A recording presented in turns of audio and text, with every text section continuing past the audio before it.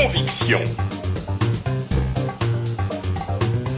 Vous êtes bien sur Radio Mboté, la voix de la diaspora africaine. Eh bien, bienvenue sur le plateau de Conviction. Aujourd'hui, eh bien, nous allons à la rencontre d'une grande dame, puisqu'il s'agit de Madame Nicole Ntumba-Boacha, qui est docteure en droit international public, mais surtout secrétaire fédérale de l'Union pour la nation congolaise, l'un des principaux partis d'opposition congolais, avec qui eh bien, nous allons tout simplement faire connaissance. Madame Nicole Ntumba-Boacha, bonjour. Bonjour Monsieur Nzouzi. Alors, on va faire connaissance. Tout le monde qui vous connaît sait que vous êtes bien évidemment la secrétaire fédérale de l'Union pour la nation congolaise, le parti de Vital Kamerhe, dont je rappelle qu'il était arrivé troisième aux élections présidentielles de 2011. Donc cela fait maintenant 2 ans que vous dirigez ici en Belgique ce parti. Alors, on va faire connaissance parce qu'il se trouve qu'il y a de cela quelques semaines, vous avez défendu, brillamment d'ailleurs, votre thèse en doctorat à l'université de Gand. Qu'est-ce qui se passe dans votre tête lorsque vous êtes devant ce jury qui vous proclame docteur en droit? Une sensation de surréalisme. Je m'explique. Donc c'est un sentiment d'accomplissement, d'achèvement d'une bataille et d'une aventure amorcée depuis très longtemps, dont l'issue ne devait être que heureuse. Et je crois que ce qui s'est passé le 16 juin 2014 à Gand ne peut que conforter ce que je viens de vous dire, dont c'est vraiment un bonheur absolu, inexplicable. Je ne peux même pas expliquer par les mots. Alors, avant d'en arriver là, vous avez eu un cheminement. Il faudrait peut-être nous expliquer quel a été ce cheminement. Je rappelle que vous êtes fille de professeur d'université, vous aspirez vous-même à l'être. Je crois savoir que vous avez également donné cours comme assistante à la faculté de droit à l'université de Kinshasa. Alors, on va revenir en arrière peut-être sur ces années-là. D'abord, quand vous entrez à la faculté de droit, pourquoi la faculté de droit? Et puis, comment se passent ces années-là avant que vous n'embrassiez la magistrature? Faculté de droit parce que je trouvais que c'était la faculté qui me parlait le mieux. Parce qu'au départ, je sais que j'étais portée pour les langues, comme je parle bien anglais, dont je me disais que je ferais peut-être linguistique. Mais au Congo, à l'époque, il n'y avait que l'ISP Gombe qui offrait ces matières-là. Et très franchement, l'ISP Gombe, je ne me voyais pas trop dedans. Donc je m'imaginais pas faire une carrière linguistique, en tout cas l'ISP, pour ce que je voyais. Donc c'était plus facile pour moi d'aller en droit. Et surtout que les autres facultés, médecine, il fallait oublier, parce que la chimie, moi, ça fait 4, la physique, moi, ça fait 4. L'économie, je suis nulle en économie politique, etc. Donc il fallait revenir à l'évidence que moi, ce sont les matières littéraires qui me vont le mieux. Et j'ai fait justement des humanités littéraires, donc il était tout à fait normal que je puisse faire le droit, que j'ai d'ailleurs brillamment réussi, parce que j'ai réussi à distinguer en fin de deuxième licence, et cette distinction m'a conduit à être retenue assistante à la faculté. Et ça, nous sommes en 1996, donc j'ai été retenue assistante, et en même temps, j'ai pu être nommée au parquet de grande instance de Kinshasa-Gombe, où j'ai été donc nommée substitut du procureur de la République. Alors, vous arrivez dans la magistrature, fraîchement diplômé. Alors, quel regard vous portez sur sur l'appareil judiciaire congolais, tout simplement? Nous sommes en 2014, donc je rappelle que ça fait 18 ans, en fait. Vous êtes entré il y a 18 ans dans la magistrature. Vous y avez travaillé combien d'années, à peu près? À peu près, on va dire 7-8 ans. Donc voilà, et quand on arrive au parquet de grande instance, c'est avec les yeux pétillants, donc prête à mettre en pratique toute la théorie qu'on nous a appris à l'école. Et je peux vous assurer que les premières années, ce sont des années où vous voulez être plus réaliste que le roi, en pratiquant, en faisant les choses exactement comme les codes. On vous l'a reproché? Non, enfin, on ne l'a pas reproché, donc c'est tout à fait normal que ça se passe comme ça. Mais les réalités du terrain, la réalité du travail, la réalité de la fonction publique, la réalité de la corporation qu'est la magistrature est tout à fait différente de ce qu'on a pu imaginer. Quelques exemples. La corruption, les concussions, voilà, ce sont des choses qu'il faut faire avec, à tel point que même subtilement, les magistrats, nous avons, je me dis nous parce que bon, j'étais aussi dans cette mêlée-là, nous avions réussi à complètement changer le mot corruption en remerciement, de sorte que le justiciable qui venait... Expliquez-nous un peu, voilà, remerciement. Remerciement, c'est-à-dire que comme effectivement la corruption c'est une infraction et qu'il était hors de question de se faire arrêter pour corruption ou pour concussion, nous étions des fonctionnaires, on se dit que c'est tout à fait normal que quand un justiciable vient, il donne un peu de sous pour accélérer un dossier, par exemple. Ou si... Au détriment d'un autre justiciable. Pas forcément. Aussi, c'était pas seulement ça, c'était aussi ça, mais pas seulement ça. Mais c'était surtout pour, on va dire, encourager le magistrat qui, selon son ventre, a plus d'appétit que moins d'appétit.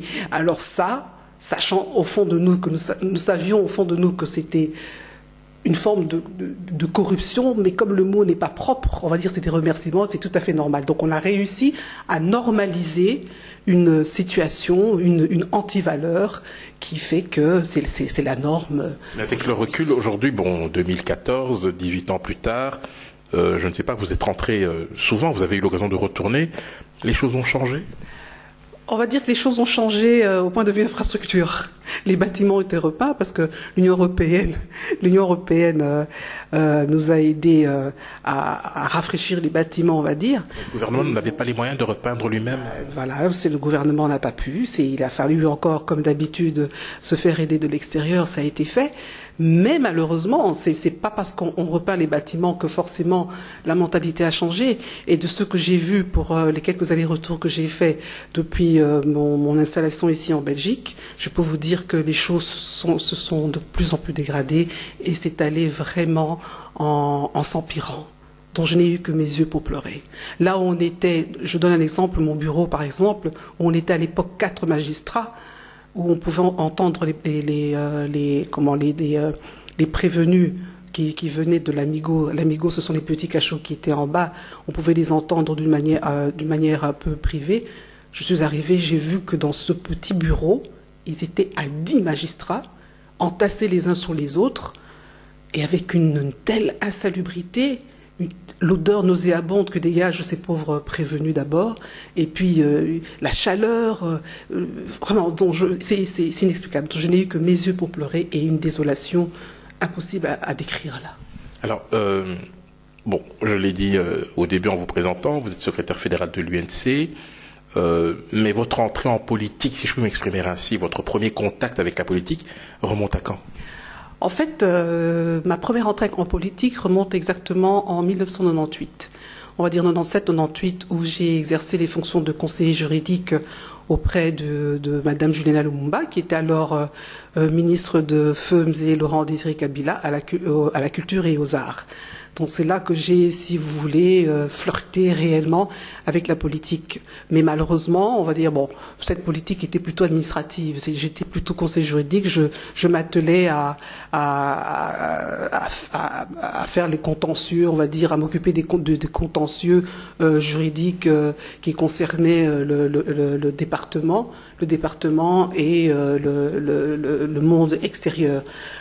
Mais j'ai eu à remplacer le ministre, c'est vrai, à certaines manifestations, et on te donne le sentiment d'être un peu ministre, dont on prend goût un peu à la vie politique, mais l'exercice complet de la politique, on va dire que ça a réellement commencé avec mon entrée effective à l'UNC en 2011, en fin 2010, début 2011. Pourquoi l'UNC ? Parce que la vision de l'UNC m'avait plu tout simplement. J'ai été approchée déjà par d'autres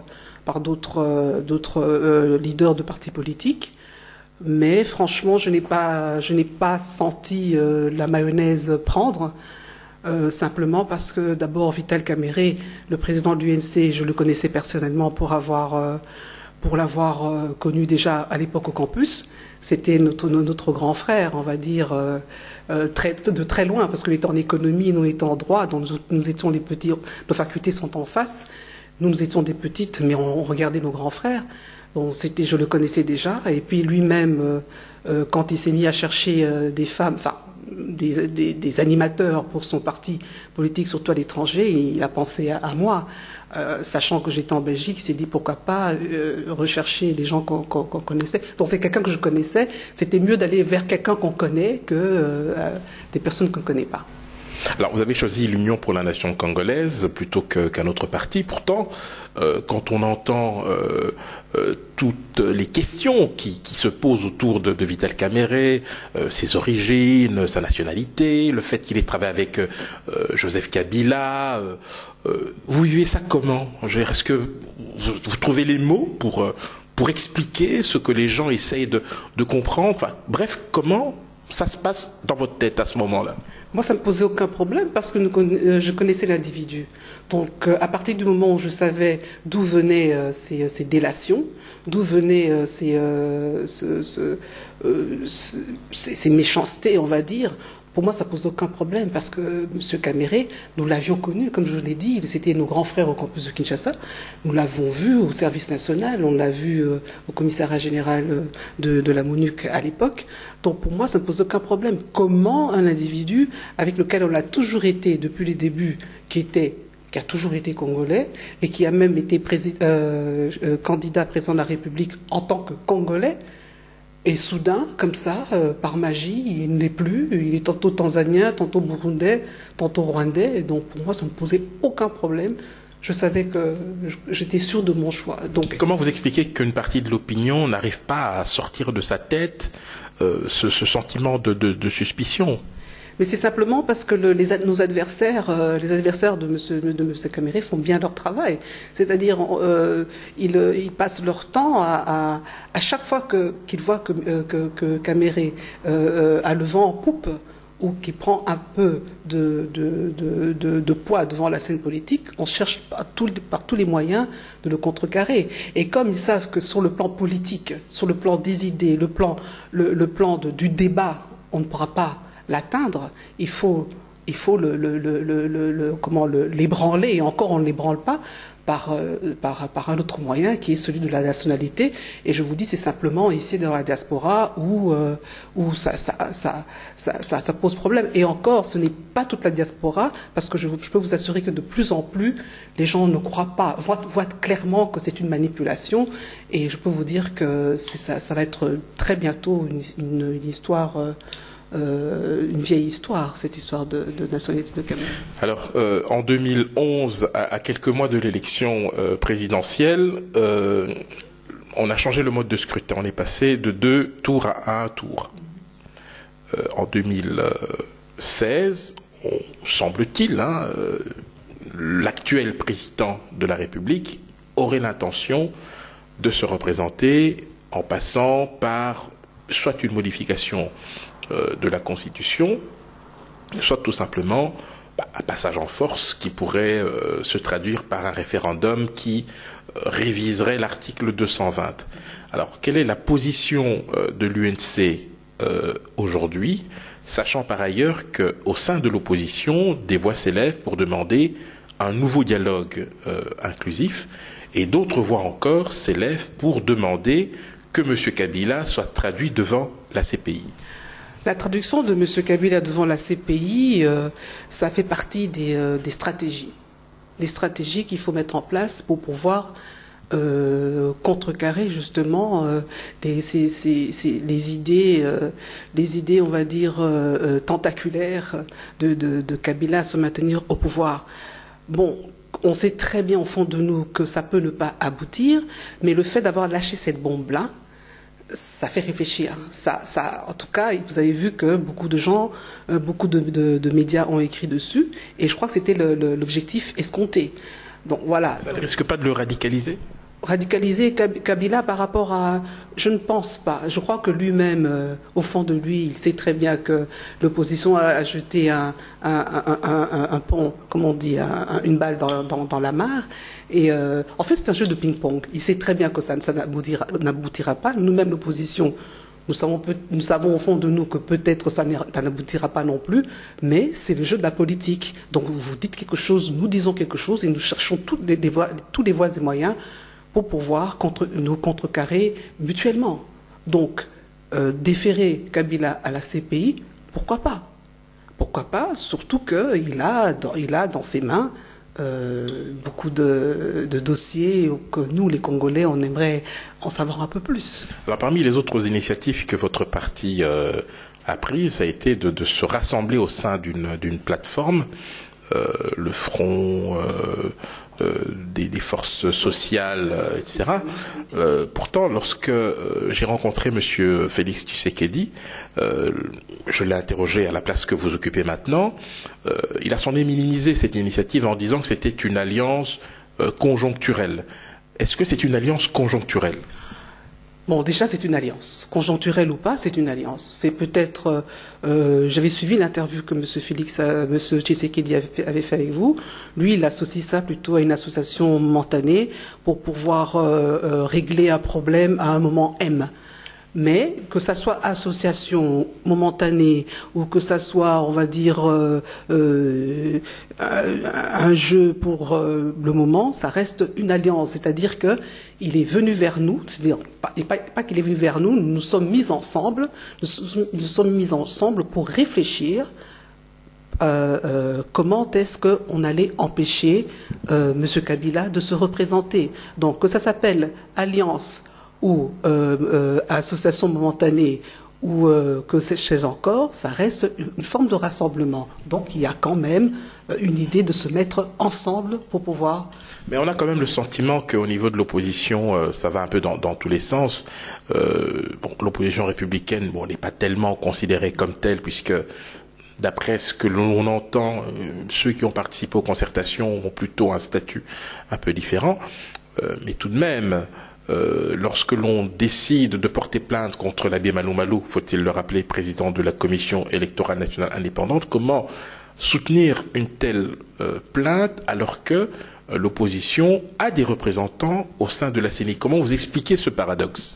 Et justement, c'est un paradoxe, c'est vrai, mais au moment où je vous parle, nous, les membres de l'opposition qui avons certains délégués au niveau de la CENI, nous avons pris la ferme décision de retirer nos représentants de la CENI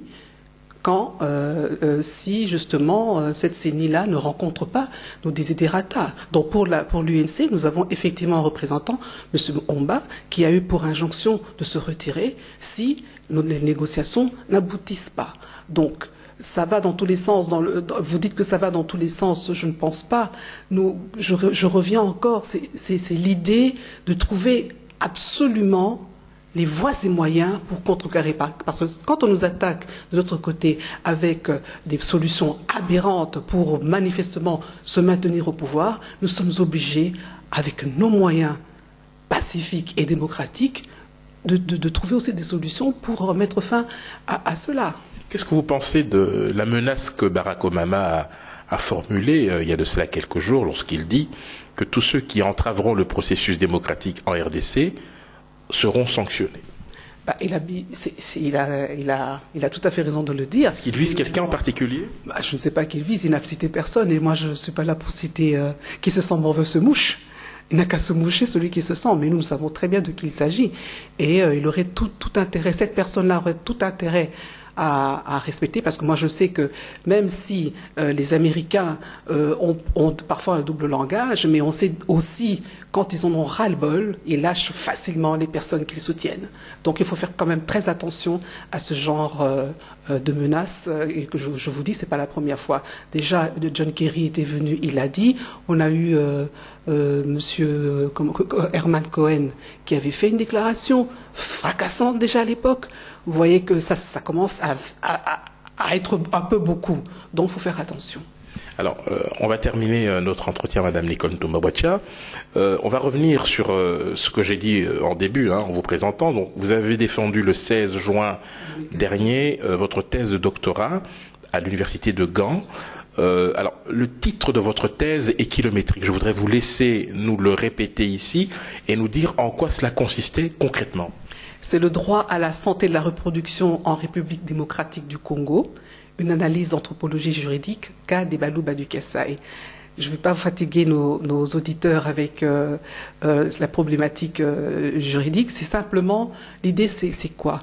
Nous avons remarqué, j'ai remarqué pendant mes investigations que les normes internationales comme le droit à la santé de la reproduction, qui est un droit de l'homme, un droit fondamental, avaient du mal, comme plein d'autres aussi, avaient du mal à s'appliquer sur terrain, simplement parce que le champ mental, le champ culturel n'était pas préparé.